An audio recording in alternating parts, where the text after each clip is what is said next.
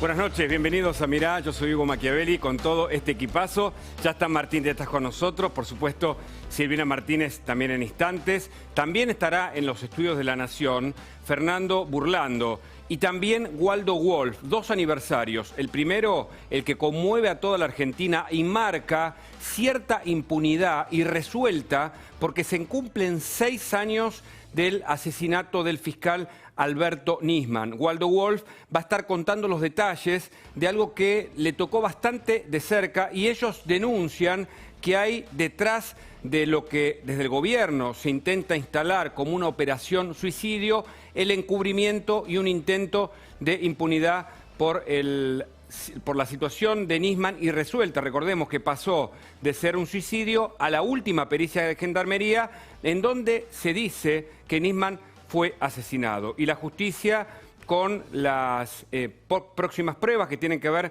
con intervenciones telefónicas, con escuchas entre agentes y con 5 imputados, los 4 custodios de Nisman y también el perito Lago Marcino. Y el otro aniversario es horrendo, pero también nos marca como sociedad, porque Fernando Báez Sosa hace un año fue asesinado a patadas, literalmente por un grupo de violentos, de rugbyers, y por eso Burlando, que representa a los damnificados, va a estar con nosotros esta noche. Pero también hablaremos, por supuesto, de educación. María José Navajas, de Padres Organizados, va a estar contando la vuelta a clases que ellos piden, que ellos solicitan, que reclaman, porque todavía no está decidido si va a volver las clases y las aulas se van a volver a abrir.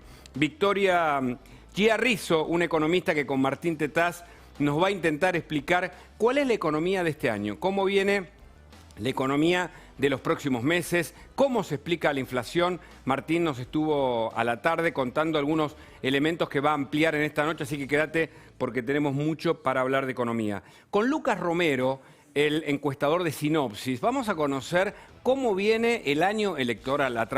Atención que hubo una primera encuesta desde Sinopsis para medir al gobierno, para ver quiénes son los posibles candidatos, cuál es la imagen de Alberto, si ha crecido efectivamente su imagen negativa, cómo está su imagen positiva y cómo se posiciona justamente la oposición. Y nos damos un lujo también en este programa de hoy con Hilda Molina. Hilda Molina es la neurocirujana que tuvo un ofrecimiento de matrimonio por parte de Fidel Castro. Ese es un título. Las 300 horas con el líder cubano es otro título. Pero la explicación de lo que está pasando en la Argentina, al mismo modo de lo que pasó en Venezuela y de la misma manera que ocurrió en Cuba, lo explica desde adentro. Es alguien que conoce lo que es el modelo populista o el socialismo del siglo XXI. Una larga charla con alguien que nos suele dar entrevistas y la tendremos hoy en Mirá. Imperdible. Ya está Waldo Wolf. Buenas noches, Waldo. ¿Cómo va? ¿Qué tal? ¿Cómo le va? Buenas noches. Vamos a ver algunos videos de gente que hoy registró estas imágenes en la casa, en el departamento de Cristina Fernández. Mirá.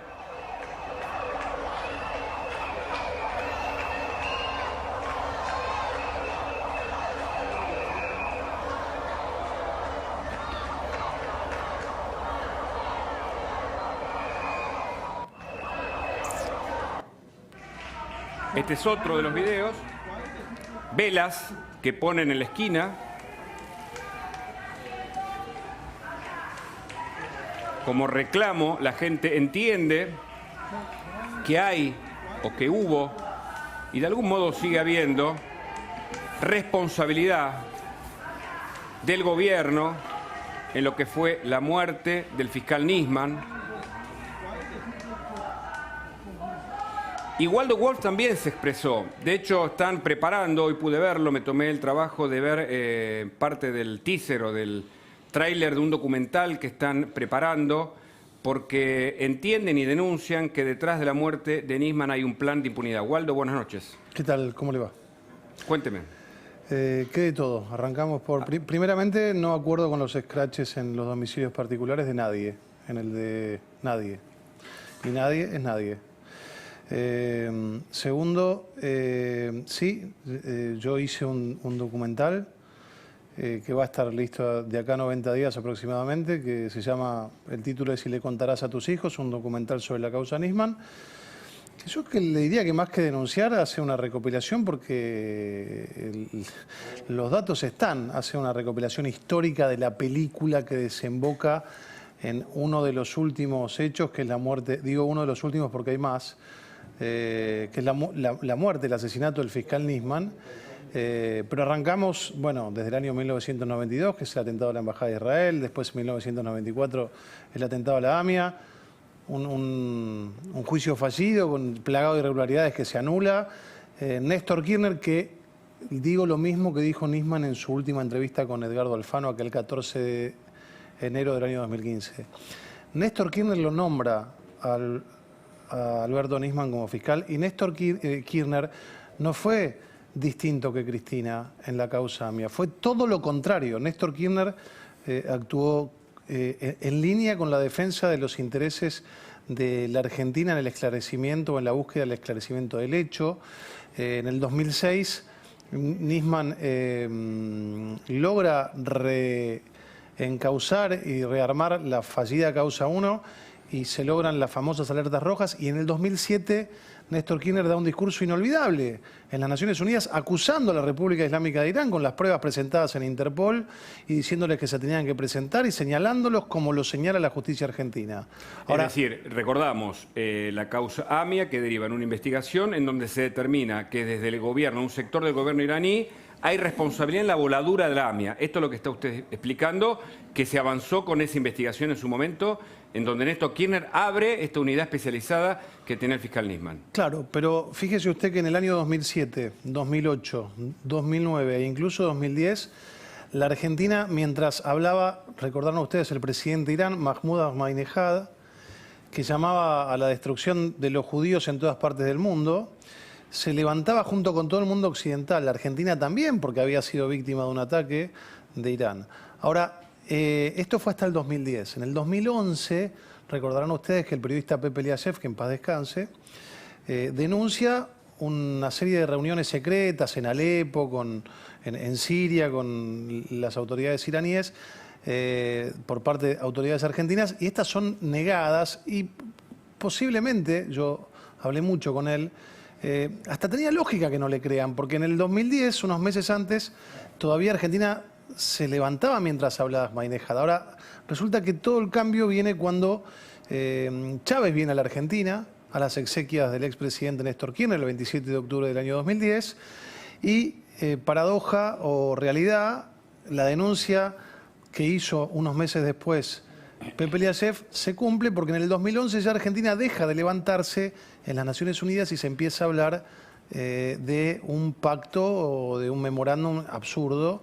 Y bueno, lo que hace este documental es mostrar todo lo que fue pasando, que deja claramente el cambio geopolítico en el norte de la Argentina de 180 grados, aliándose con Irán, Venezuela y demás, ¿no? A ver, vamos a ver un minutito de este tráiler, de este avance del documental que están preparando, Wolf. El 14 de enero del año 2015, el fiscal Nisman denunció la connivencia del Estado argentino con la República Islámica de Irán para armar un absurdo ardid jurídico y así exculpar a los responsables del atentado a la AMIA. 4 días después, el fiscal Nisman, que debía ser cuidado por el Estado argentino, apareció muerto con un tiro en la cabeza en su departamento de Puerto Madero un día antes de ir a declarar al Congreso. Y a ellos le dejamos el silencio. Siempre les gustó el silencio. Hoy, la justicia argentina dice que esa muerte fue un asesinato con un fallo de cámara que así lo ratifica. Parece interesante y de buena factura. ¿Cómo se financió? Le tengo que preguntar, Wolf. Sí, lo financié yo con aportes privados y aportes míos y privados. Y quiero aclarar que es un documental que no tiene fines de lucro. Si da dinero lo vamos a donar a alguna obra de caridad, porque la finalidad, justamente el título del documental es "Y le contarás a tus hijos". El kirchnerismo financia a través del Inca la vida de Milagro Sala y evidentemente tiene derecho a hacerlo. Piden por la liberación de Vudú. De este lado de la grieta nosotros tenemos que recuperar el valor de dejar testimonio en nuestra historia. Quieren ver la historia de ellos, que la vean. Nosotros tenemos muchas verdades para contar y lo tenemos exhibido en un canal de YouTube del cual yo también soy parte, que se llama, la dirección del canal es www.youtube.com/reunidos. Pero bueno, todo está muy claro, ¿no? Es impresionante porque parece que fue ayer y a la vez que fue siempre este hecho que se encadena con lo de la AMIA, con lo de la Embajada de Israel, pero que no tiene al día de hoy una solución real. Idas y vueltas de la justicia de instrucción a la justicia federal. Ahora el fiscal Tayano avanza. Vamos a ver lo que decía Alberto Fernández, primero sobre la muerte del fiscal cuando no estaba cerca del gobierno, y lo que dice ahora. Después toda su acción institucional es deplorable, todo lo que hizo en materia judicial es deplorable, toda su intromisión en la justicia es deplorable, lo que hizo con el Consejo de la Magistratura y con la designación de los jueces subrogantes, lo que inició con la llamada democratización de la justicia, todo eso es deplorable. Lo que hizo con el Tratado de Irán es deplorable, la muerte de Nisman es deplorable, la no resolución de la muerte de Nisman es deplorable. El segundo mandato de Cristina a mí me cuesta muchísimo encontrar un elemento valioso.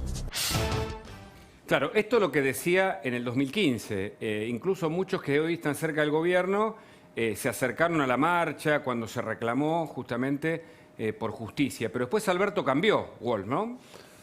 Bueno, que Alberto haya cambiado no es ninguna novedad. Yo lo vengo diciendo a lo largo del día, en varias entrevistas que me tocó dar, que a mí me da mucha vergüenza el presidente que tenemos, ¿no? Porque uno les enseña a sus hijos a decir más o menos los valores de la verdad, les explica que no se puede mentir. Y la verdad que uno puede cambiar de opinión, pero tiene que explicarlo, ¿no? Son temas trascendentes, no está cambiando de opinión que antes no me gustaba una gaseosa y ahora me gusta. Hace 10 minutos... las cosas que dijo de Cristina Fernández de Kirchner, le dijo cínicamente delirante respecto de la marcha de los paraguas, lo dijo él, ningún opositor se animó a decirlo. A ver, lo vamos a escuchar, a ver si podemos verlo para corroborarlo con usted. Cristina es cínicamente delirante, porque ella es una mujer muy inteligente y percibe todo lo que pasa. Es cínicamente delirante. Y eso es lo peor de todo. Eso es lo peor de todo.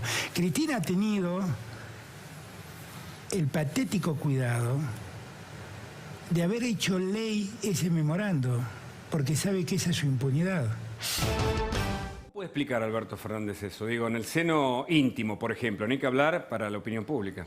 Wolf. No, yo no sé cómo lo puede explicar. Yo creo que lo tiene que explicar en la opinión pública.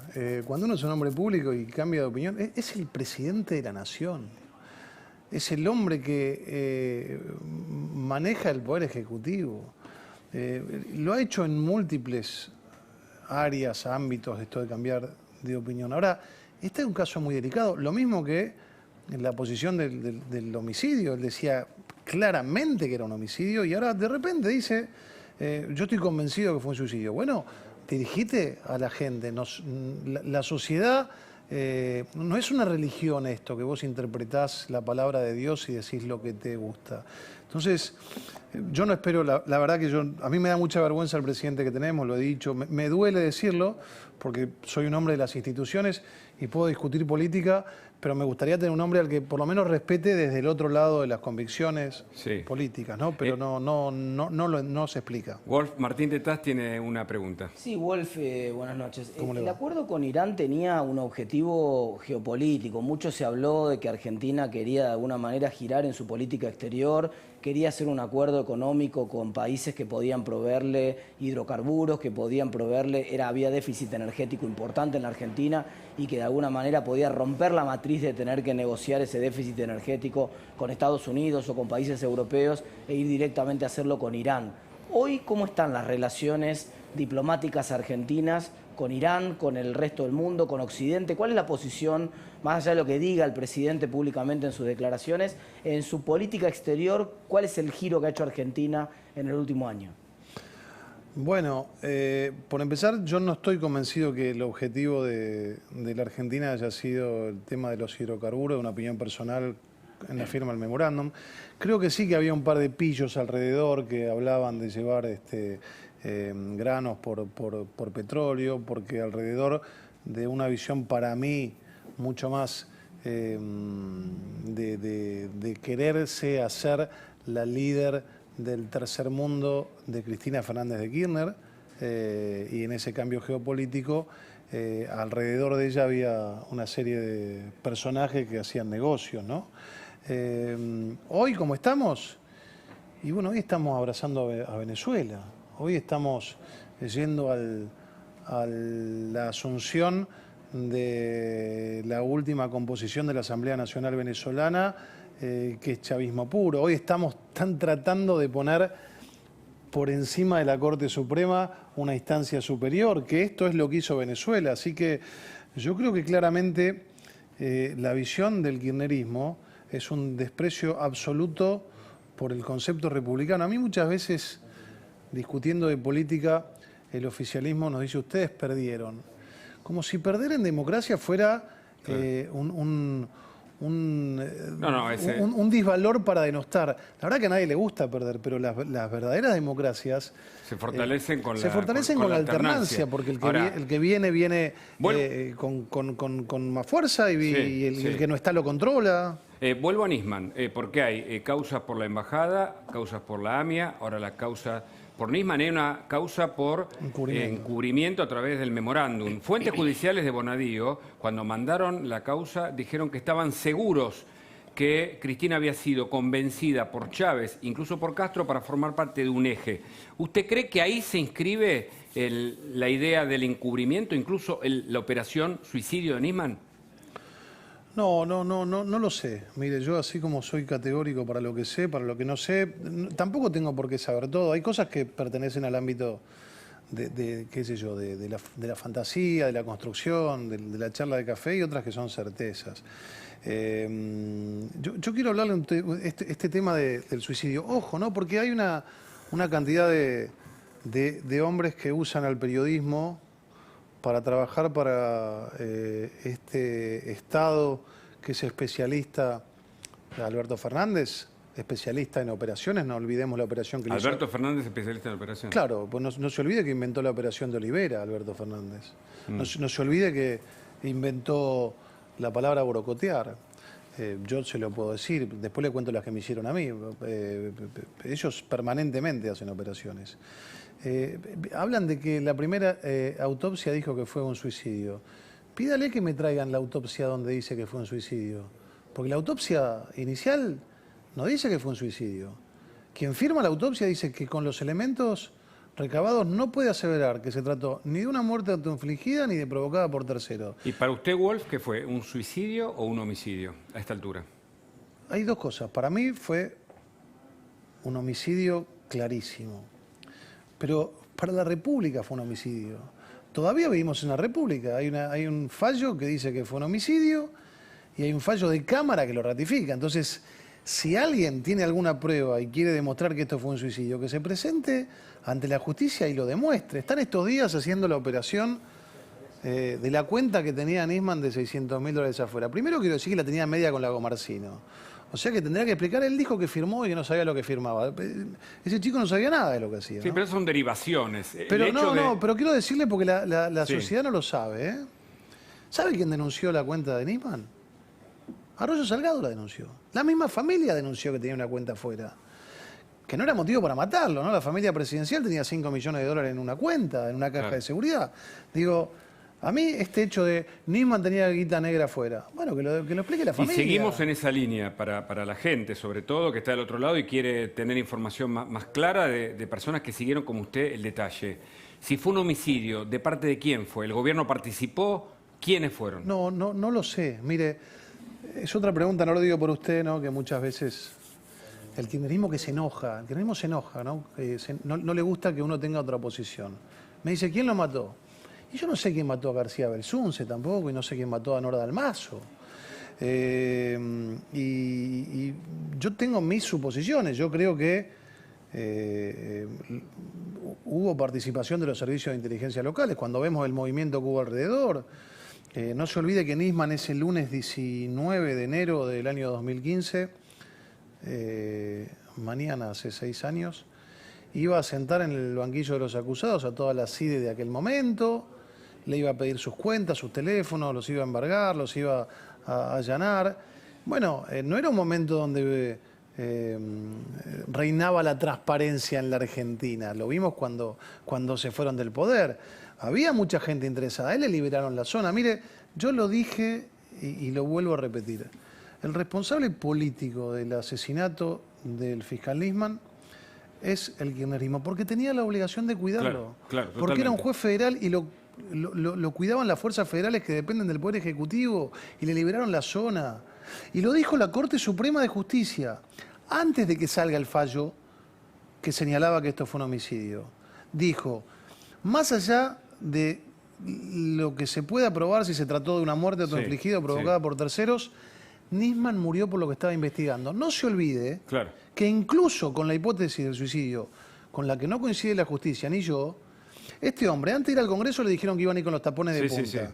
Lo investigaron con cámaras cuando llegaba a la ciudad. Mostraban con quién salía, con quién se acostaba, con quién tenía sus salidas. Correcto. Digo, hubo una intimidación permanente. Ahora seguimos, Waldo. Ahora seguimos porque hoy recordamos ese homicidio, para muchos un magnicidio. Es increíble que la historia argentina siempre tenga que recordar a crímenes, pero también recordamos otro crimen de otra naturaleza, pero también tan escandalosa y terriblemente dolorosa, que es la de Fernando Báez Sosa. Y el abogado Fernando Burlando está con nosotros porque representa a los damnificados y tiene, entiendo, expectativas de que esto culmine un poco mejor que en el caso de Nisman, con un juicio dentro de poco. ¿Qué tal, Burlando? Gracias por el contacto. Buenas noches.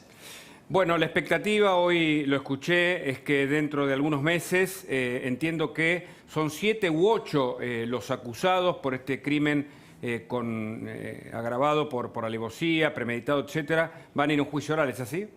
Bueno, son 8 acusados que están detenidos, uno que como acusadores particulares pretendemos llevar también a juicio, que es el caso del imputado Milanesi, Guarino, que, bueno,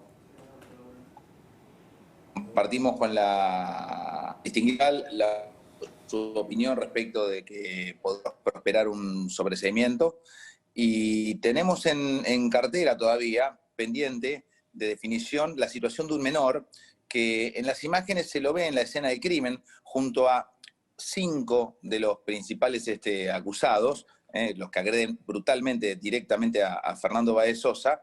Así que pretendemos que esa situación se esclarezca y se resuelva antes de ser la causa elevada a juicio, para evitar las ediciones de los juicios en la causa de Fernando Báez Sosa. Entendemos que es un caso testigo o un caso que va a dejar una marca en la historia, lamentablemente, del crimen en la Argentina, en las historias judiciales, por el tipo de agravante que tuvo. Ahora, ellos mantienen el pacto de silencio entre ellos en la cárcel. ¿Cómo usted explica, doctor, sabiendo la causa y leyéndola, que se hayan mantenido casi un año sin hablar, sin un arrepentimiento real? ¿Cómo se explica eso? Bueno, la explicación desde nuestra óptica jurídica estrictamente es la gran cantidad de pruebas, ¿no? Hay prueba abrumadora. Nosotros tenemos determinados entre 5 y 6 personas que atacan directamente a Fernando, 3 personas que se encargan dentro de este mismo grupo de repeler a las personas que podían colaborar o ayudar o evitar, en definitiva, el asesinato de Fernando. Si usted me pregunta a mí, ¿por qué se mantuvieron en silencio? Jurídicamente, esta es la respuesta. Ahora, emocionalmente, humanamente, yo creo que no tiene una explicación. Uno siempre esperó de parte de esta gente, que podríamos decir, entre comillas, ¿qué pasó? ¿Se entrecorta un poquito? Su vida frente a nuestro Código Penal. Ese Código Penal pensamos que era una alternativa que podía de alguna manera dar respuesta sobre todo a la familia. Correcto. Ahora, tal vez ellos esperan el juicio para poner toda su defensa ahí y que, digo, en el juego jurídico que se establece, juego entre comillas, por supuesto, de las partes, y por eso no hablan por recomendación de los abogados que los patrocinan a los acusados?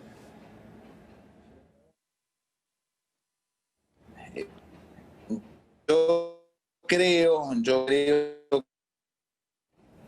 que acá hay una cuestión del temor a decir algo también. Creo que tiene que ver con eso. ¿Por qué? Porque fácilmente... A ver, Fernando, que se entrecorte un poquito, lo vamos a volver a reconectar. Es interesante saber a esta altura, sobre todo para recordar a Fernando Báez Sosa, a su familia, a quien mandamos, por supuesto, un abrazo y el apoyo de siempre. Un crimen espantoso que tiene realmente un corolario, todavía un desenlace incierto. Pese a que va a juicio, hay muchas pruebas, no sabemos cómo vamos a terminar. Pero volvemos al otro episodio, al que nos marca y nos duele, porque tiene sabor a impunidad por ahora. Es la muerte del fiscal Nisman. Digo sabor a impunidad porque nada queda del todo claro, Wolf. No hay un hecho concreto, hay imputados hasta ahora de encubrimiento, los custodios, el propio Lagomarsino, que dice que él no tiene nada que ver, sin embargo le entregó el arma. Los custodios alrededor que se comunicaron en las últimas instancias, gente de inteligencia de los servicios que estuvieron activos durante el fin de semana, como nunca antes parece, de acuerdo a las investigaciones que el propio fiscal Tadeo lleva adelante. ¿Cuál es la expectativa real, Wolf, de que esto se resuelva? ¿La mía? Sí, la de usted y la de quien usted representa. Yo me represento a mí, yo no soy creyente. Bueno, de su sector, digo, político. No, mi expectativa, lamentablemente, es que no se va a resolver. Pero la muestra de que no se va a resolver, y ojalá me equivoque, es definitivamente la condena de quienes, habiendo sido parte del Ejecutivo en aquel entonces, se muestran como si fueran espectadores. ¿Quién es responsable de que Lagomarsino le lleve un arma a un fiscal federal la noche anterior a que tenga que declarar? Claro. Yo fui 4 años diputado del oficialismo, habré ido 30 veces a Casa Rosada, claro. Tengo una relación con el presidente de la Nación y cuando entraba me revisaban absolutamente. Fui presidente de la comisión bicameral que fiscaliza los organismos de seguridad interior. He ido a la AFI. Claro. Me pasaban por rayos X antes de entrar a la AFI. Entonces, ellos le cuentan que, bueno, que ellos no tienen nada que ver. Y si usted ve lo que pasó en 92, 94, Memorándum y Nisman, siempre la misma matriz. El poder ejecutivo de turno que tiene la obligación de instruir sobre la escena del hecho, como auxiliar de justicia, se encarga de que nada se pueda saber. Claro. Y después encima se victimizan diciendo nos acusan. Por eso yo digo que el responsable político de la muerte del fiscal Nisman es el kirchnerismo. Claro. El responsable de las barbaridades que se hicieron en la instrucción de la escena del hecho es el kirchnerismo porque comandaba las fuerzas federales. Correcto. Entonces, si usted me pregunta si se va a saber, yo creo que el proyecto es que no se sepa, y la psicopatía de este país es que encima ellos se enojan porque uno se enoja porque siendo responsable no se va a saber. Hacemos un punto ahí y nos vamos. Seguimos también recordando el crimen de Fernando Báez Sosa. Teníamos un problema de comunicación que ya restauramos con Fernando Burlando. Le preguntábamos si es una estrategia de parte de los acusados, con muchas pruebas en su contra, no hablar, mantener este pacto de silencio hasta eventualmente el juicio oral. Yo recién refería, ¿no? Es el temor, si hablo, ¿qué vas a decir vos? Esto es una práctica normal dentro de lo que es escenas de crimen donde participan varios sospechosos o imputados en este caso.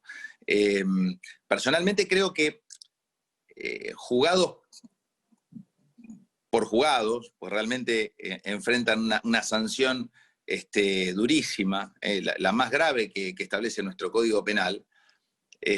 Tal vez uno hubiese tenido la esperanza de ver o escuchar algún acto o algún gesto de humanidad. No lo vimos nunca. Ni se han tratado de comunicar con nosotros, ni con los papás de Fernando. Nada más alejado del buen sentido, de la moral, que las actitudes de esta gente realmente. ¿Y por qué, Fernando, en esta instancia más humana, por qué usted con tanta experiencia en este campo le parece que han mantenido ese silencio, esa omertad incluso, se podría decir? Yo creo, que primero es incomprensible. Segundo, reitero, se pudo haber evaluado la situación tal vez de alguno de los detenidos de una manera diferente. Los padres de Fernando siempre dijeron desde el principio de la instrucción que no querían tener ningún tipo de rehén. O sea, les interesa, sí, con perpetua, pero los culpables, los verdaderos culpables. Evidentemente tiene que ver con una conducta que lejos obviamente, de esbozar palabras de contemplación o de compasión, siempre han tratado de ir al choque. Es más, nos han denunciado a mí, han denunciado también a la fiscal, la doctora Zamboni, obviamente con un resultado muy pobre, como refería, pero en definitiva esa ha sido la actitud de esta gente. O sea, denunciar en vez de, obviamente, de ofrecer, aunque sea algún tipo de palabra de consuelo. De remordimiento o de pedido de perdón para la familia. ¿Dónde están detenidos y cuál es su situación respecto al resto de la población carcelaria? Están detenidos en la unidad carcelaria de Melchor Romero, en el partido de la Ciudad de La Plata. Viven aislados de lo que es la demás población de la unidad carcelaria. La familia no ha puesto ningún tipo de objeción al respecto, con tal de que cumplan la ley. Y si pueden estar mejor, realmente no es ¿Están en un lugar VIP, Orlando? Están en un lugar aislado, no podemos llamarlo VIP. Estar privado de libertad, para mí, o sea, un criterio personal, no hay lugares VIP. No, entre comillas, pero digo... Uno tenga, me refería si tenían algún privilegio.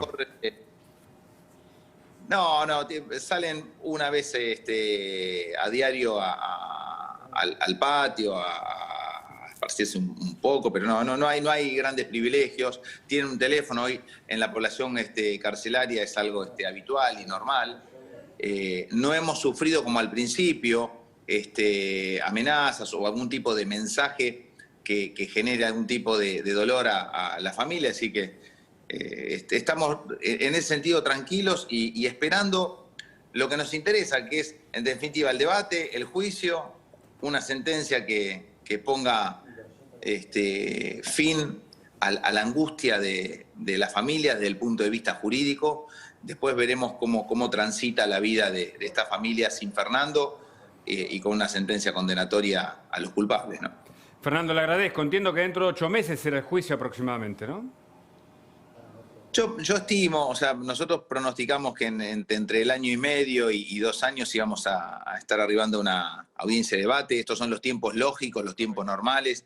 La justicia se está manejando más allá de la cuarentena y la pandemia en tiempos realmente lógicos y técnicamente impecables. Entonces, y aparte ofreciéndole a las partes todos los derechos que ellos invoquen y pretendan invocar para que el día de mañana llegue la causa de una manera impecable al juicio oral, ya sea por jurados o con un tribunal colegiado. Aprovecho porque mañana entiendo que declara Píparo, su marido todavía está detenido. ¿Cuál es la declaración que puede hacer mañana, Carolina, en la justicia? Bueno, Carolina mañana, creo yo, va a reproducir sus dichos. Tal vez hay algunas preguntas que quedaron pendientes y que vamos a aprovechar la oportunidad para esgrimirlas en esa audiencia. También declara a su hermano, y son obviamente testimonios muy importantes de cara a lo que se viene, porque el día miércoles, si no me equivoco, tenemos una audiencia muy importante en Cámara para plantear la posibilidad de excarcelación y cuestionar la calificación que ha esgrimido la Fiscalía y la jueza de garantías. ¿Entienden que puede haber una excarcelación entonces pasado mañana? La jueza Garmendia ha sido muy contundente con ese pedido de que no sea excarcelado el detenido. Creo que todos sabemos que no hay peligros procesales, que es lo que tiene que tener en cuenta la justicia, más allá de cómo se llamen los jueces o sus protagonistas. La justicia es algo que está por encima de todos los hombres, así que creo que en algún momento va a llegar. Estimo que el día miércoles puede ser que se hayan aportado ya una pericia accidentológica, una psicológica y una psiquiátrica, que le va a dar mucha claridad y que seguramente, desde nuestro punto de vista, va a dar por tierra con muchos de los puntos y premisas de la Fiscalía. Así que estamos ansiosos esperando las diligencias y ese día. Gracias, Burlando, por el contacto, muy amable. Buenas noches. Buenas noches. Y tenemos un programa completo. Ahora seguimos con Waldo Wolf por el caso Nisman y por la política todo el tiempo, que está vinculado con la economía. Claramente, la Argentina de este año tiene una inflación que trazaba Martín Tetaz puede llegar al 60%. Ahora, ¿cuáles son las causas, Martín, de la inflación y cuál es el perjuicio para la economía diaria?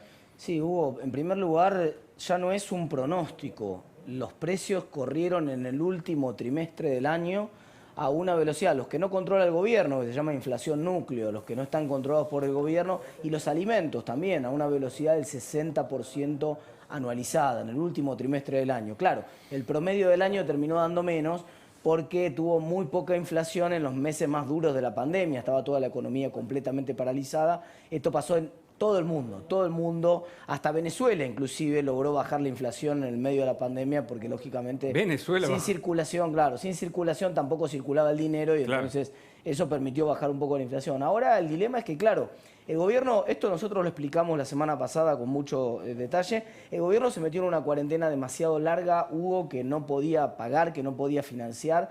Esa cuarentena le costó una emisión de 2 billones de pesos. 2 billones, te estoy diciendo, Hugo, es el doble de todo el circulante que había en la Argentina a principio de año. O sea, emitió el doble del circulante que había en el país a principio de año. Si no hubo una altísima inflación durante el año pasado en Argentina, si no voló el dólar por los aires en Argentina, igual aumentó casi 100%, pero si no voló por los aires, esencialmente es porque el gobierno construyó una serie de diques. Y esos diques, el problema es que se empiezan a resquebrajar. Uno de los diques era una serie de 2.500 precios máximos que estuvieron prácticamente congelados desde el mes de marzo. Hubo un montón de productos, por ejemplo la harina, pero tantos otros productos que tuvieron su precio congelado. Entonces, claro, el resto de los precios que estaban fuera de esos precios congelados, que paga la gente en la carnicería, el que paga la gente en la verdulería, productos frescos, volaron por los aires, aumentaron el doble de lo que aumentó la inflación prácticamente en el año. Y esos productos que quedaron congelados quedaron completamente atrasados. Ahí está. El propio dólar oficial del gobierno, Hugo, corrió a una velocidad corrida alrededor del 41% interanual. En el último mes del año aumentó la tasa de devaluación, el gobierno empezó a depreciar un poco más rápido el peso oficial, empezó a aumentar el dólar oficial al razón del 46% interanual, esa es la velocidad de del último mes del año, y entonces, bueno, el dique ese se empezó a correr, ese dique que era uno de los diques, el tipo de cambio oficial, otro de los diques, los precios máximos, se empezaron a correr, y como se empezaron a correr, uno dice, bueno, no puede aguantar cuánto, está muy lejos la posibilidad de que la inflación sea 30% para el gobierno este año, salvo que el gobierno restablezca esos diques. Correcto. Pero para restablecer esos diques esencialmente tiene que usar, lo voy a decir en castellano, al dólar como variable de ajuste. Tiene que tratar de que el dólar aumente mucho menos de lo que está aumentando ahora. Y claro, ese obviamente puede ser ahora que van a entrar probablemente más dólares por la cosecha, ahora que el gobierno logró revertir su situación deficitaria y empezó a comprar dólares el Banco Central, puede ser que ensaye esa alternativa, sobre todo en un año electoral, Hugo, un año en el cual siempre garpa electoralmente mantener el dólar oficial relativamente congelado. Veremos si eso ocurre. Veremos si ocurre y veremos cómo funciona el consumo. Por eso tenemos a Victoria Giarrizo con nosotros, está en línea para sumarla junto con Martín Tetaz a que nos explique cómo puede comportarse este año, qué tendremos disponible. La heladera no va a estar llena, pero ¿cómo será la economía de todos los días? Victoria, gracias por el contacto. Mira, la economía de todos los días va a estar muy bajo el pulso de la actividad económica y bajo el pulso de lo que pase con la pandemia, ¿no? Como decía recién Martín, tenemos la buena noticia de que posiblemente entren más dólares de la cosecha, básicamente por el precio de la soja, y eso nos puede dar algo de tranquilidad porque entran más dólares, va a haber más estabilidad. Entonces uno pensaría que la economía podría crecer un poquito más fuerte. Pero no nos olvidemos que venimos con niveles de pobreza altísima, con una economía que está subsidiada por todos lados, pero que a la vez el gobierno se ha puesto como meta bajar el déficit. Entonces, la realidad es que creo que le va a costar muchísimo recuperarse el consumo. Se va a recuperar posiblemente más rápido la industria nacional, justamente por el control que hay a las importaciones, que lo que es la demanda interna, ¿no? Ahora, va a ser un año complicado. Victoria, ustedes venían midiendo, primero te saludo, buenas noches, ustedes venían midiendo desde principio de año la posición de endeudamiento de las familias y fueron de los primeros en llamar la atención sobre cómo había crecido que la pandemia. Finalmente las familias la habían sorteado endeudándose hasta el cuello. ¿Cómo está hoy esa situación? Esa es una variable muy importante para ver si hay capacidad de consumo este año. ¿Cómo quedaron las familias después de la pandemia, después del año casi de cuarentena? Bueno, ahí hay dos efectos. Por un lado, las familias están reacomodando sus niveles de endeudamiento. Entonces, de alguna manera, eso te resta capacidad de consumo, porque hay toda una cadena de deudas para atrás que se está reacomodando. Y con mucho temor hacia adelante. Entonces, la familia reacomoda sus cuentas, pero no es que dice, bueno, salgo a gastar. No, está tratando de bajar sus gastos. Recordemos también que recortar gastos no es algo que se hace de un día para el otro, es un proceso. Capaz que una familia le puede llevar 6 meses, 10 meses, restablecer su estructura de costos. Entonces, yo creo que va a una economía que se está diciendo hace bastante tiempo, bajo consumo, donde las familias estudiantes, la heladera va a estar llena, pero de productos de menor calidad, de los productos, digamos, los más importantes, menos variedad, que ya se está viendo, ¿no? La gente muy buscando precios, pero a su vez la pandemia te limita esa búsqueda de precios. O sea, si vos caminabas, antes recorrías, ahora comprás lugares que tenés cercanos. Entonces, ahora, Victoria, todo eso... Victoria, vos ya das medio por sentado que el consumo tiene pocas chances de empujar la locomotora de la demanda agregada este año. Entonces, las exportaciones, puede haber una buena cosecha en precios, pero en cantidades van a ser menores que las del año pasado por la sequía. Tampoco van a empujar las exportaciones por el lado de Brasil probablemente. La inversión es muy poco probable que despunte en un año en el cual hay tanta incertidumbre, donde no se sabe si va a haber otra ronda de pandemia, etcétera, la cuestión electoral en el medio. Sí. No te queda casi nada. Vos recién dabas por sentado también que el gobierno va a tratar de ajustar, entonces, y de tener menos déficit. Las 4 locomotoras de la demanda agregada, el consumo, la inversión, el gasto público y las exportaciones, las 4 estarían tirando para atrás. Sí, yo creo que el gobierno va a estar muy limitado para recortar el consumo y recortar subsidios, todo eso va a estar muy limitado, por lo tanto, este desafío objetivo de reducir el déficit fiscal posiblemente haya que pasarlo para el año que viene. Por otro lado, digamos, la herramienta que está usando este gobierno es el tema de controlar las importaciones, ¿no? O sea, está tratando de frenar lo menos posible para que digas, bueno, se consume menos, pero se consume más de productos nacionales. Entonces, de alguna manera, eso te mantiene o te sostiene el empleo. Lo que pasa es que Argentina, yo digo, es un país ideal para hacer cosas, pero después no sabe cómo, tiene como estrategia de desarme. Entonces, ese fanatismo por el proteccionismo, Victoria, ¿no? Que en verdad no resuelve porque la economía en el mundo en general se tiende a abrir. Y el poder adquisitivo, se lo pregunto a los dos, a Martín y a vos, Victoria, el poder adquisitivo de los argentinos, ¿cuánto ha perdido en el último año o con este gobierno? Mira, si uno toma el último dato que dio el INDEC al tercer trimestre del año contra el tercer trimestre del año pasado, perdió casi 20%, depende del estrato social. En los estratos bajos perdió un poco más y en los estratos altos un poco medio. De todas maneras, la crisis afectó a todos. De pronto uno cayó 19, otro cayó 22, afectó a todos. La caída en el poder adquisitivo ha sido muy importante. Por eso, cuando uno habla hoy de empleos afectados, no está hablando solamente de desempleados, sino de gente que también ha perdido ingresos, ha perdido calidad de ingresos porque le empiezan a pagar en negro, menos horas de trabajo, etcétera, ¿no? ¿Y cómo ves, Victoria, la chance de recuperar, de frenar un poco la inflación que se disparó en el último trimestre? Porque por lo que vos también estás diciendo, si el gobierno no puede ajustar este año y lo patea para el año que viene y aumenta los subsidios, todo eso va a ser más inflacionario porque va a tener que emitir más. Entonces, ¿cómo ves ese panorama? ¿Ves chance del gobierno de controlar algunos precios, este intento que está haciendo de controlar algunos precios, de hacer algún acuerdo de salario? ¿Ves alguna chance? Mira, yo creo que la inflación va a ser un poco más baja del 50% que hoy está prediciendo el Estado, ¿no? ¿Pero por qué? Porque justamente al tener una economía que no se va a recuperar tan rápido y un consumo que no se va a recuperar tan rápido, no vas a tener, el gobierno no va a tener tantas chances de recortar subsidios, y como pasó este año, el 2020, que ya lo vimos, buena parte de la emisión monetaria se fue a consumo, no se fue a, digamos, a demanda de dólares. Claro. Por eso la inflación fue del 26 y no fue del 50. Claro. Hubiera sido un año para inflación del 50% con la inflación que existe. Ahora, yo decía antes, estás armando burbujas. Cuando quieras desarmar esas burbujas, en algún momento las tenés que desarmar, volvés a tener los precios de las tarifas atrasadas, volvés a tener un tipo de cambio atrasado, volvés a tener una deuda enorme. Entonces, la realidad es que podés seguir controlando precios, podés hacer cosas para frenar, controlar las importaciones, pero en el fondo, en algún momento vas a tener que sincerar todo esto. Claro, entonces, claro. Y es el problema de la política económica. Claro, ¿no? Hoy exacto. ¿Cómo bajás la inflación? Y vos necesitas dólares, necesitas confianza, sobre todo, ¿no? Sí, dólares y confianza, y necesitas invertir. Victoria, te agradezco mucho el contacto. No, gracias a ustedes. Sí, hasta luego. La comunicación está un poquito difícil, pero bueno, todo está relacionado. Ahora Martín seguramente nos hará un cierre, pero quiero ir a Waldo Wolf, porque el problema tal vez esté atado a la política, digo, ¿no? El gobierno toma medidas económicas, pero conforma una política que parece que no tiene posibilidades de apertura o de inversiones con el exterior.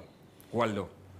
Bueno, el problema es que tienen lío adentro. Nos salió Mariotto a decir que el presidente no tiene plan.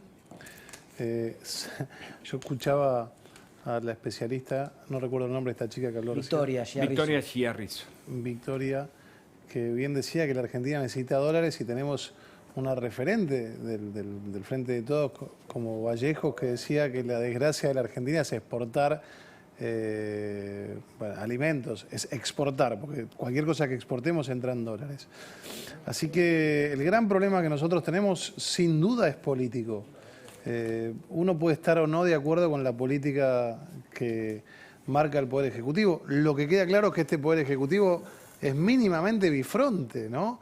Tiene gente que quiere estar en contra de los derechos humanos en Venezuela y gente que quiere estar a favor de la defensa de los derechos humanos en Venezuela. ¿Pero eso es jugar a los dos bandos, digamos? No, no. ¿O es un problema que tiene el gobierno interno que no logra resolver? No, es que son dos bandos. Son dos bandos. Sin embargo, Waldo, vos eras arquero, ¿no? En el fútbol y te gusta, sos arquero.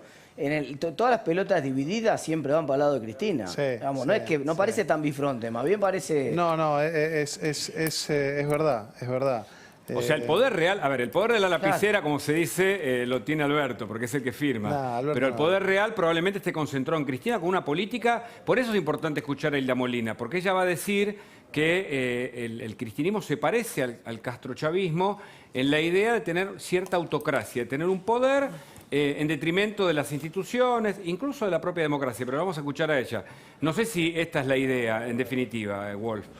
No, escuchémosla a ella, pero lo que sí queda claro, yo le pregunto, yo hablo con amigos míos peronistas, ¿no? Y le pregunto al peronismo cómo permite que el kirchnerismo le destroce el peronismo. El kirchnerismo detesta el peronismo, lo detesta Perón, lo ha dicho ella en su momento, en off, en on. Yo no creo en el gorilismo, el peronismo ha hecho cosas buenas. En una época la Argentina se industrializó, esta política destroza la industrialización de la Argentina, claro. Es un capitalismo de amigos, con subsidio para amigos, claro. Así que sí, hay una gran pelea adentro con un Alberto Fernández que hoy está siendo esmerilado, culpa de él, porque tampoco ha pedido ayuda y se ha comportado como alguien que le gusta que lo esmerilen. Por parte del kirchnerismo. Esta semana salieron todos, hasta gran parte del periodismo financiado por el gobierno ha salido a criticarlo a Alberto. Por eso, evidentemente, hay una agenda que aparece con contradicciones, por lo menos de cara al público, y entre esa agenda con contradicciones está la educativa. María José Navajas pertenece a un grupo de padres organizados que reclama la vuelta a clases. Y vuelven las clases, el ministro dice que vuelve, los sindicatos dicen que no. Aparecen algunos protagonistas de CETERA y otros diciendo que no están dadas las condiciones. Vuelven las aulas, se abren las aulas.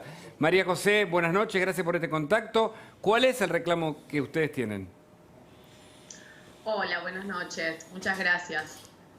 Un gusto. Bueno, el reclamo es básicamente que se garantice la presencialidad en las aulas, ¿no? Que la escolarización recupere el espacio de presencialidad para todos los chicos en todo el país. Y lamentablemente las declaraciones, no solamente digamos, las posturas contrarias de algunos gremialistas, sino también las declaraciones de las propias autoridades nacionales y muchos de las autoridades provinciales también no están garantizando esto. Entonces estamos preocupados porque además este reclamo ya viene desde hace varios meses, ¿no? Nosotros empezamos en septiembre planteando públicamente el reclamo y la solicitud que se diseñe un plan de regreso a clases presenciales. Y bueno, vemos que avanzó muy poco, muy lentamente, con muchas trabas, con muchas declaraciones contradictorias. Digo, bueno, estamos verdaderamente preocupados. ¿Qué es lo que están perdiendo los chicos por la falta de presencialidad? Un año casi sin clases, ¿y qué es lo que ves vos desde esta organización Padres que justamente reclaman la vuelta a las aulas? Bueno, lo primero que estamos perdiendo, digamos, primero ya se habla de un número de 1,5 millones de chicos desconectados, ¿no? De una deserción escolar dramática. Sí, Martín tenía datos sobre eso, sí, es cierto. Sí, que impacta directamente en los sectores más vulnerables, o sea, estamos ahondando la brecha social, la brecha educativa. Esto, digamos, además tiene toda una serie de impactos, no solo en términos académicos, ¿no? Que sería lo que sería un poco menos complicado de recuperar, ¿sí? Sino también desde el punto de vista social para estos chicos que han perdido el espacio, el ámbito de contención que brinda la escuela. Para muchos chicos, bueno, vulnerables, no solamente un plato de comida, un espacio para reparar algunas situaciones conflictivas desde el hogar. Entonces eso es principalmente lo que nos preocupa. Y después, bueno, ya se sabe que también todo el tema del confinamiento y de la desvinculación con la escuela también tuvo un impacto en la salud emocional de los chicos, bueno, retrasos en los aprendizajes. Bueno, la verdad que la lista de daño causado es enorme y se hace cada vez más grave, ¿no? Correcto. María José Navaja, muchas gracias por el contacto. Esperemos que vuelvan las aulas finalmente, espero que en febrero. Bueno, y que los gremios no se sigan oponiendo. Gracias de nuevo. Bueno, muchas gracias. Martín, vos tenías datos pues, para agregar sobre el tema. Sí, no, esto que estaba mencionando recién la entrevistada es brutal. Hay evidencia, hay un señor que se llama James Heckman, googleenlo si quieren, ese Premio Nobel de Economía, se dedicó a investigar justamente el impacto de la educación temprana, el impacto de los años perdidos o ganados. Bueno, positivamente cuando hay una inversión en educación temprana y se ganan años de educación. Y lo que encontró esencialmente es que la mejor inversión que puede hacer un hogar de bajos recursos, desfavorecido, para mejorar las oportunidades, tanto laborales como académicas de los chicos, está en los primeros años de escolarización, lo que se llama educación inicial, lo que muchos más popularmente le llamamos el jardín de infantes. El jardín, la inversión en escolarización en el jardín de infantes, que no es reemplazable por Zoom. Yo tengo justo mellizos que tuvieron en sala de 3 este año y no se puede reemplazar por Zoom porque no se enganchan con una actividad. Básicamente se trata de socialización, de aprender a compartir, de aprender a construir un ser, la individualidad y el ser social. Es decir, un montón de cuestiones que no es posible replicar mediante el Zoom y que se perdieron completamente, no se recuperan. Vos podés recuperar, si no aprendiste en la secundaria, el teorema de Pitágoras, te lo enseño yo antes de la clase de introducción a la economía en la facultad, no hay problema, te puedo enseñar a derivar antes de una clase de microeconomía, me puede llevar una clase más, enseñarle a los alumnos que se perdieron la clase de matemática del secundario cómo hacer una derivada o cómo hacer una integral, pero lo que no se puede hacer, porque es imposible, es recuperar los años que se pierden en la educación inicial básica. Y esto, los cálculos que están dando vueltas y que tenemos, hablan de que puede implicar una caída del PBI futuro de la Argentina entre 6 y 10 puntos, haber perdido este año prácticamente de escolaridad para todos esos sectores, ¿no? Y los que nunca pierden son algunos que se dedicaron a negocios muy investigados y que quieren volver a tener sus empresas, entre ellos Lázaro Báez, que están cerca de recuperar su empresa, también Cristóbal López, y para eso Silvina Martínez nos cuenta los últimos datos. Silvina, ¿cómo va? Hola, ¿qué tal? ¿Cómo están? Sí, efectivamente. Mira, estamos en feria judicial, pero al último día de diciembre hubo movimientos muy importantes por parte de Lázaro Báez y Cristóbal López en sus respectivas quiebras, la quiebra Austral Construcciones y la quiebra de Oil Combustibles. Te cuento el caso de Lázaro Báez. Lázaro Báez también intentó plantear el tema del avenimiento, recuperar la empresa y, bueno, que la AFIP le otorgue un plan de pagos a través de la nueva ley y que pueda de esta forma recuperar su empresa.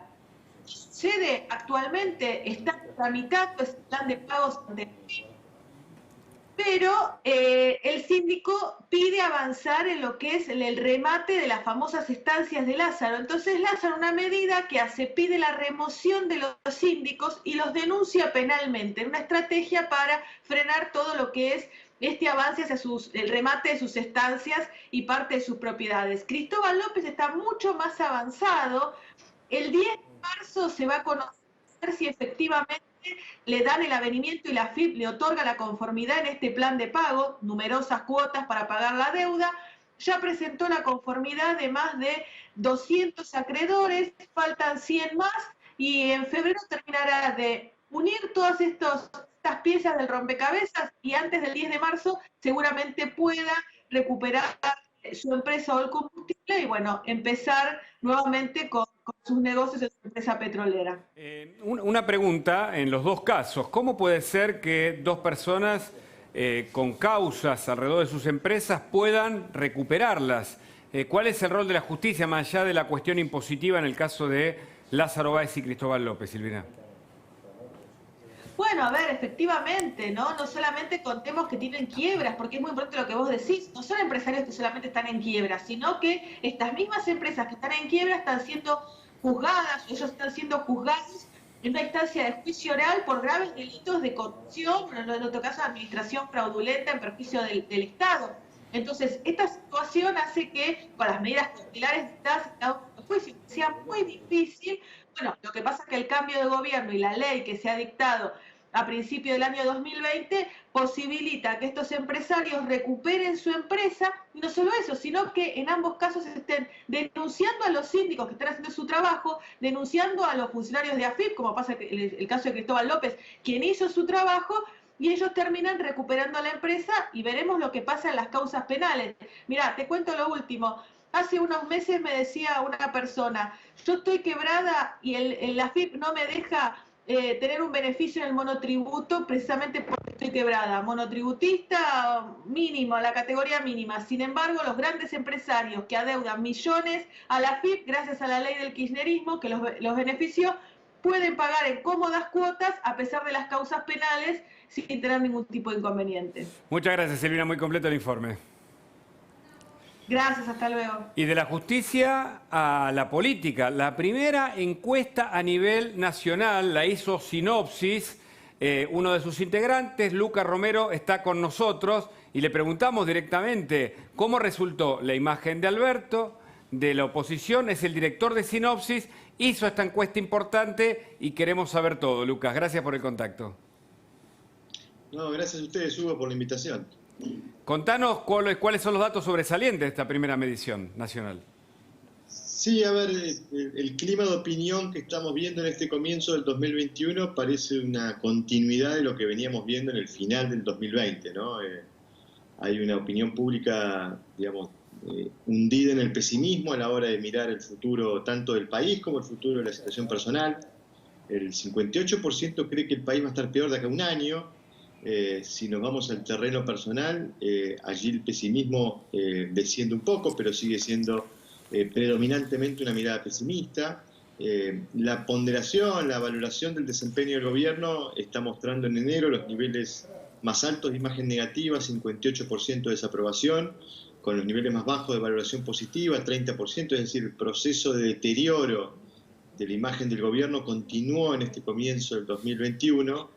Y la imagen de Alberto Fernández, después de haber tocado ese pico histórico a fines de marzo, principios de abril del año pasado, con niveles de imagen positiva en nuestros registros cercanos al 60%, en este registro de enero una imagen positiva de 30 y una imagen negativa de 58, es decir, con un diferencial negativo muy alto. Esta es un poco la composición de la opinión pública en términos generales en este comienzo de año tan particular por el proceso electoral. Lo que venimos haciendo allí en materia electoral es preguntarle a la gente, hacerle una pregunta sencilla. Si hoy fueran las elecciones legislativas, ¿usted estaría más inclinado a votar al Frente de Todos o a alguna fuerza opositora? Bueno, el 31% nos dice que votaría al Frente de Todos, el 58% que votaría una fuerza política opositora. Es decir, se viene profundizando esta tendencia del voto opositor mayoritario con un proceso lento de deterioro de los niveles de apoyo electoral del gobierno que lo deposita en este nivel más bajo de todo el registro. Lo venimos siguiendo desde julio, que es el 31% de intención de voto con un 10% de indeciso. Es decir, es el desgaste del gobierno, la gobernabilidad, la pandemia, la cuarentena y las cosas que no le salen. ¿Quién es el más beneficiado y el más perjudicado hoy, de acuerdo a tu análisis de sinopsis? Bueno, es interesante porque durante los años no electorales, haciendo un paralelismo con las metodologías de investigación científica, la opinión pública hace lo que se conoce como un estudio de caso, ¿no? Mira lo que hace el gobierno, aprueba y desaprueba. No tiende a trasladar los resultados de esa aprobación o desaprobación del gobierno a alguna alternativa. En los años electorales sí, porque efectivamente la gente tiene que elegir y empieza a mirar un poco las opciones. Bueno, yo creo que ahí el interrogante que plantea este año electoral es cómo va a quedar confeccionada la oferta opositora. Porque efectivamente lo que estamos viendo es una tendencia de voto opositor mayoritaria. Eso no garantiza que la oposición va a poder triunfar la elección, porque dependerá del nivel de fragmentación que se vea en la oferta opositora. Claro. Si la oferta opositora se fragmenta en muchos espacios, posiblemente ese 58% se reduzca. Y si la oferta opositora se concentra en una sola opción, ese 58% se vuelve muy competitivo, muy potente para enfrentar... La oposición tiene la palabra. Y Martín Tetaz tiene una pregunta. Lucas, claro. Buenas noches. Dos preguntas, una muy breve con la metodología, si es telefónica la encuesta, si es por internet, cómo es. Y la segunda, bien al hueso, ¿qué está pasando con la economía? O sea, ¿cuánto está influyendo la economía en ese 31-58? Y si ustedes vienen midiendo el peso que está teniendo la evaluación que hace la gente sobre la situación económica, ¿y cuál es esa evaluación? Sí, la metodología, estamos utilizando una metodología de captación de casos a través de redes sociales por la vía online, con una plataforma de autoadministración del cuestionario. Son las metodologías que se están utilizando para tener más penetración, sobre todo en los segmentos jóvenes. Y respecto a la economía, claramente el factor explicativo del resultado electoral del 2019 fue el factor económico. Y yo creo que cuando uno tiene que analizar el proceso de desgaste que está sufriendo el gobierno en este primer año de gobierno, tiene que ir también al factor económico. Es cierto que ocurrió la pandemia, pero cuando hay necesidades muchas veces las explicaciones no alcanzan. Yo creo que parte del proceso de desgaste se está viendo por una suerte de defraudación que está viendo de algún segmento de votantes del Frente de Todos que sienten que no se ha cumplido con ese mandato económico de poner en marcha la economía, de poner plata en el bolsillo de la gente. Efectivamente, el factor económico creo que es el principal factor explicativo de este desgaste que estamos viendo, ¿no? O sea que la oposición hoy, si se uniera, vos decís que tiene grandes posibilidades de ganar la elección legislativa de este año. Sí, yo creo que el nivel de fragmentación opositora va a ser decisivo para entender la mecánica de competencia en el 2019, sobre todo en el 2021, perdón, sobre todo en la provincia de Buenos Aires, ¿no? Sí, sí. Porque aquí es donde está la fortaleza del oficialismo. Claro. La oposición necesita fragmentarse lo menos posible si es que quiere ser competitiva, ¿no? La madre de toda batalla, escribió Sirven este fin de semana en La Nación, una nota muy buena. Y Waldo Wolf, que levanta la mano acá porque tiene, creo que una pregunta, él es parte de la oposición y claro, por supuesto que vale la pena escucharlo. Waldo. ¿Qué tal? ¿Cómo te va, Lucas? Preguntarte, más allá de la posible fragmentación, ¿cómo ves la unidad o si te sale alguna data de la unidad del peronismo? Porque evidentemente ellos también tienen un montón de problemas ahí adentro y si la encuesta puede ver esta cuestión política que desde afuera se nota, ¿no? Mirá, Martín hacía una pregunta, me decía, bueno, ¿cuáles son los factores explicativos de este proceso de deterioro? Y yo mencioné el económico, pero claramente también hay un factor político, ¿no? Si uno repasara el contrato que firmó Alberto Fernández con sus votantes en el 2019, con ese 48,2, ese contrato probablemente tendría dos grandes cláusulas. Una es la económica, el compromiso de poner en marcha la economía. La otra cláusula es más política. era este compromiso de Alberto Fernández de voy a gobernar yo, no voy a gobernar Cristina, esto es el frente de todos, no es el frente para la victoria. Y te lo respondo con un dato curioso. En octubre nosotros ya detectábamos un nivel importante de, nosotros llamamos desencantados, votantes del frente de todos, que si hoy fueran las elecciones votarían otra fuerza política. Entre ese porcentaje de desencantados, el 96% tenía mala imagen de Cristina Fernández de Kirchner. Es decir, si hay un motivo de desencantamiento de ese segmento quizás de votantes más moderados del Frente de Todos, que acompañó a Alberto Fernández creyendo efectivamente que esto era una oferta política diferenciada del kirchnerismo, probablemente se haya desencantado también por este factor político, ¿no? Por el protagonismo de Cristina, que ha sido corrosivo también en algún segmento de votantes moderados del Frente de Todos. ¿Y ese núcleo K conserva ese alrededor de 30% de antes de las elecciones o no? ¿Qué ves?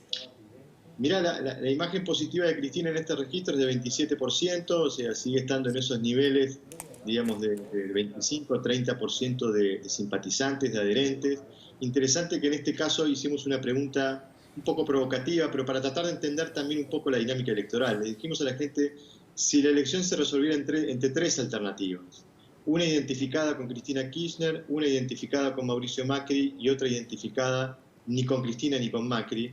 La respuesta mayoritaria que eligió la gente es un espacio que no se identifique ni con Cristina ni con Macri. Es decir, creo que hay una porción del electorado centrista que está enojado o sigue enojado con Cristina y que sigue enojado con Macri.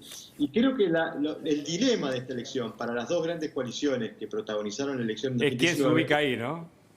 ¿Cómo seducir a esos votantes, no? Correcto. Hay en cada coalición activos tóxicos. Correcto. ¿Por qué digo tóxicos? Porque son figuras que tienen un nivel de adhesión significativo, relevante, pero tienen también una porción importante de electorado que está enojado con esos... Está muy claro.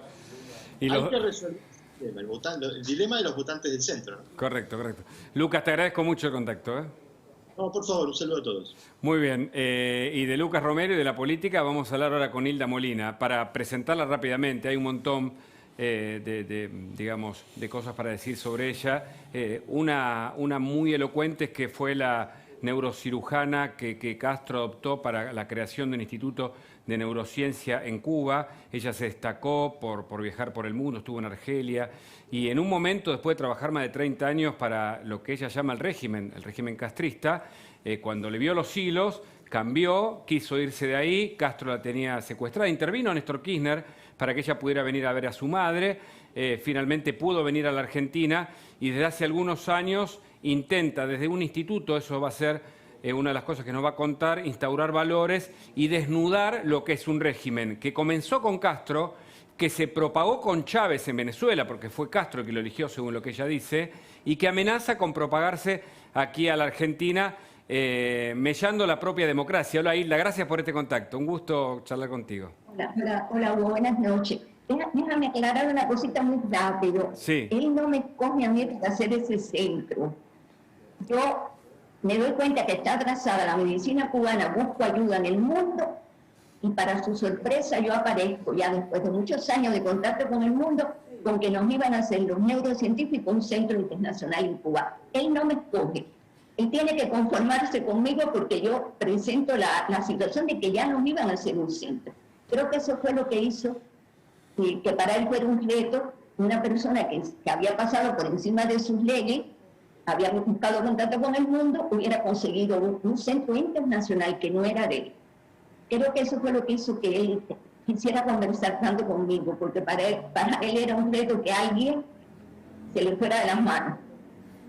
Claro. Y sí, desde que llegué hace 11 años, vine con dos objetivos. Primero, explicar cómo la devastación de los valores que hubo en mi país, y cuando hablo de valores éticos, morales y republicanos, son inseparables.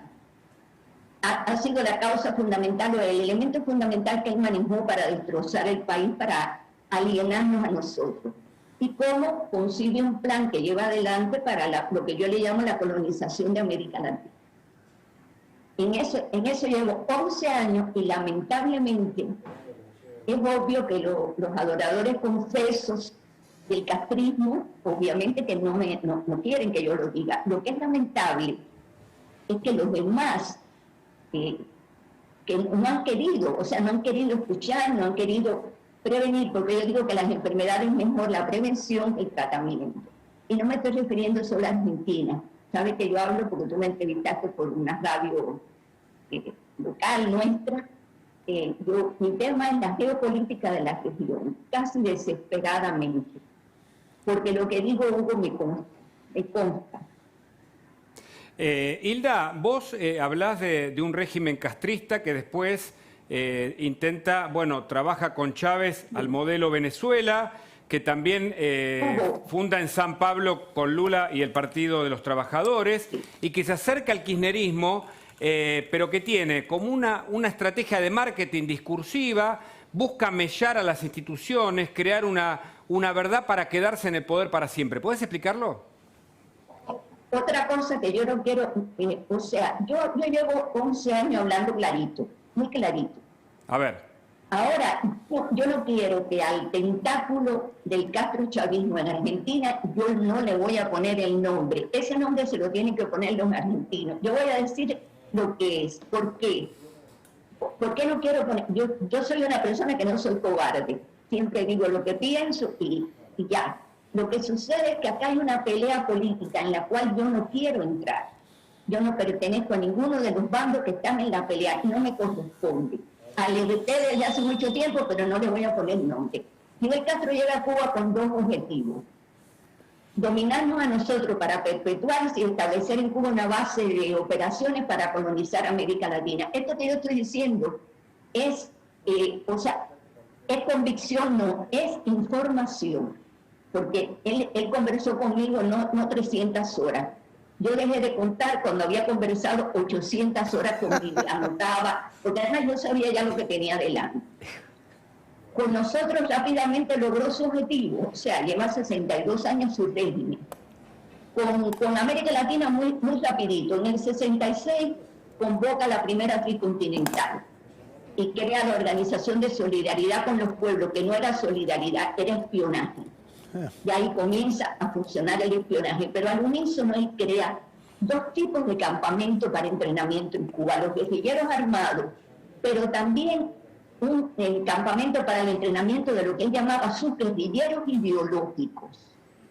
Él iba a intentar primero que sus alumnos llegaran al poder por la lucha armada, pero si fallaba ya tenían la segunda opción. Y perdón, esa otra es la de las escuelas, ¿no? El adoctrinamiento que perpetuaba a través de los colegios. Estoy hablando de Cuba, estoy hablando de América Latina, claro. de lo que él tenía en Cuba para América Latina. A nosotros obviamente que nos estaba adoctrinando. El proceso de lo que hace con nosotros es muy importante que se entienda. Yo estoy editando unos videos breves que los estoy publicando en mis redes por capítulo para que se sepa lo que es, pero al unísono con lo que hacía con nosotros. Ya arma los guerrilleros para los campamentos para el entrenamiento armado, pero también para el entrenamiento ideológico. Él me decía riéndose, porque me hablaba, y él no sabía que yo lo estaba estudiando y que estaba recopilando información. Si nos falla la lucha armada, tenemos otro camino, me dijo, porque los oligarcas son malos, pero son bobos. Estoy diciendo palabras textuales. Que han creado la tonta democracia para que nuestros compañeros puedan llegar al poder por la vía de la tonta democracia. Son palabras textuales. La tonta democracia, o sea, descreer del sistema. Y los oligarcas son malos, pero bobos. Ahora, en algún momento, perdón, te hago una interrupción porque necesito conectarlo con la actualidad, porque eso es lo que a nosotros también nos compete. Bueno, yo lo voy a empatar enseguida. Ok. O sea, esos entrenamientos, él lanza a sus guerrilleros ideológicos, entrenados en Cuba, pero de América Latina, son la gente que van allá becadas, etcétera, haciendo lo que él llamaba su revolución silente, que es el uso de Gramsci. Tiene el colapso del bloque comunista europeo, y ahí es donde él concibe hacer algo para sobrevivir. Convoca a Lula, crea el Foro de Sao Paulo, lo crea él. No, Lula, me consta, vi todo el funcionamiento, inclusive lo llevaban a todas las personas de ese centro. Pero él no quería un foro para discutir, él quería su patria grande latinoamericana. Y así ya estaba buscando un delfín, aparece Chávez, cuando da el golpe de Estado a Carlos Andrés Pérez, etcétera, cuando después indultado, que estaba preso. Y allí no es que Chávez lo busca a él. A mí me consta que él invita a Chávez a Cuba en el año 1994, le ofrece pagarle la campaña, hacerle la campaña, Chávez acepta. A ver, apliquen el sentido común. ¿Cómo Chávez? ¿De dónde salió Chávez para poder lograr lo que logró si no tiene detrás una? Y así se va creando el socialismo del siglo XXI, que el nombre lo escoge Fidel, no Chávez, que es la teoría de un pensador llamado Heinz Dietrich, que a Fidel no le gustaba el pensador, pero le gustaba el nombre. Y le dijo a Chávez, ese es el nombre, que hoy se conoce como castrochavismo y que yo lo llamo revolución de las antivalores. ¿Y cómo llegamos a los Kirchner, o cómo llegan a los Kirchner, para entender a la Argentina en ese contexto? Ya te dije que yo no le voy a poner nombre. No, pero lo pongo yo. De lo que es Argentina. O sea, él él quería escoge a Chávez, pero no porque le gustara. Y después, entre él y Chávez van apareciendo personas. El que estaba preparado para Argentina es un señor de nombre Miguel Bonazo, que inclusive participaba en todas las reuniones donde estaba Correa, porque después aparece Correa, aparece Evo Morales, aparece Lugo para Paraguay, lo que pasa que después hay que destituir por los problemas que tuvo. Era del socialismo del siglo XXI, era Lula obviamente y después Dilma, era Tabaré Vázquez y Mujica también, lo que pasa es que sus características son diferentes. Claro. El socialismo del siglo XXI tiene normas generales que hay que aplicar en los países, pero teniendo en cuenta la característica del país y la característica de la persona que lo aplica. Hilda, necesito... Escúchame, no sé. Ahí con Bonazo hagamos un puntito, por favor, que necesito hacer una pausa para que lleguemos bien a Argentina y analizar el presente de acuerdo a tu mirada y agradeciéndote, por supuesto, este tiempo con nosotros, por favor. Bueno. Nos damos un lujo en Mirá con la prestigiosa neurocirujana Hilda Molina. Nació en Cuba, trabajó para el régimen, luego lo denunció y nos está contando un relato apasionante cuando el régimen castrista avanza para ser el conquistador del mundo incluso, pero con América Latina, y elige a Miguel Bonazo en la Argentina. Un dato interesante. ¿Cómo sigue, Hilda, la historia? Era el que inclusive el partido, yo no sé ni conozco al señor, pero él es el que participaba ahí en las reuniones junto con todos ellos. A ver, ¿qué cosa es esto? ¿Qué cosa es lo creado por Fidel? No importa que esté muerto, ¿sabe? Camina, sigue caminando. Hay normas generales, pero a aplicar en cada país, según el país y según quien lo aplica. Ya Fidel no quiere que sus errores, no quiso que sus errores lo cometan otros, porque Fidel mismo mutaba. Entonces, en primer lugar, se elabora una epopeya. Casi siempre el líder es el redentor que viene a salvar un país que estaba en ruina. ¿Para qué sirve esa epopeya? Sirve para que después tú vas convocando a los jóvenes y dicen, puedes ser protagonista de esta epopeya. Yo soy El Salvador y tú te unes a mí y sigues en la epopeya. Todo en base a una batalla de ideas. Fidel usaba mucho las ideas y acá los políticos tienen que saber que la tecnocracia no llega al alma de las personas. Entonces, batalla de ideas basado en Gramsci. Gramsci modificado por él. No busquen a Gramsci literalmente, él lo modificó. Generando emociones constantemente, discursos y mensajes épicos que generan emociones y que tienen a las neuronas en tensión constantemente. Llegan al poder, o sea, eso lo vienen trabajando en América Latina desde la década del 60 con sus guerrilleros ideológicos. Hugo, es importante que esto se entienda. Está unido la guerrilla armada, le falla el plan a él y entonces adopta el plan. Ya había trabajado, ya estaban los países trabajados con los guerrilleros ideológicos, el socialismo del siglo XXI. Correcto. Llegar al poder por la vía democrática, decía él, para que después no nos digan dictadores. Con discurso populista, pero no es populismo, no es comunismo, es peor, es un engendro que toma de todas las ideologías, de todas las sectas, y también de lo que es el crimen organizado. Me estoy refiriendo, correcto, no estoy hablando de Argentina, estoy hablando en general. En general. Hilda, me quedan solo unos instantes. Quiero que difundas lo que estás haciendo de los valores, porque es muy importante para que la gente te pueda seguir. ¿En dónde te puede encontrar con todo el trabajo que estás haciendo a favor de los valores? Precisamente yo defiendo los valores porque si los quitan es más fácil que se instalen. Bueno, en mis pobres redes sociales que están comenzando, que cuál quiere que te diga, tengo un canal de YouTube, las tengo todas, pero si quieres te digo Instagram, @Molina_ con los valores. Okay. Y ojalá pueda explicar mejor esto porque necesitan saber esto. Por supuesto, y vamos a volver seguramente a entrevistarte. Es siempre un lujo tenerte. A veces la tele tiene eso, bueno, ¿no? De los tiempos en vivo. Gracias por el contacto. Tiene aspectos importantísimos que hay que conocerlo. Por supuesto. Gracias de nuevo. Mucho cariño, muchas gracias. En instantes seguimos en Mirá. Culpa a Carola Gil, quédense con ella, nos pasamos un poquitito en lo que el día se llevó. Nosotros mañana a las 21 aquí en Mirá.